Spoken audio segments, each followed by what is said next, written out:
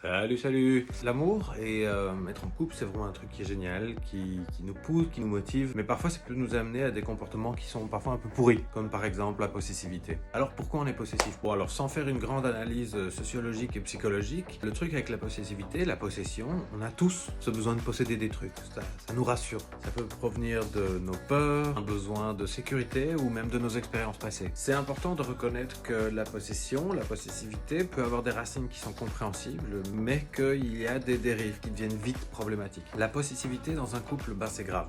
Non seulement parce que ça limite la liberté de l'autre, mais aussi parce que ça réduit l'autre à un objet. Ma femme, mon mec, à moi. Mais non les gars, l'autre il est pas à vous.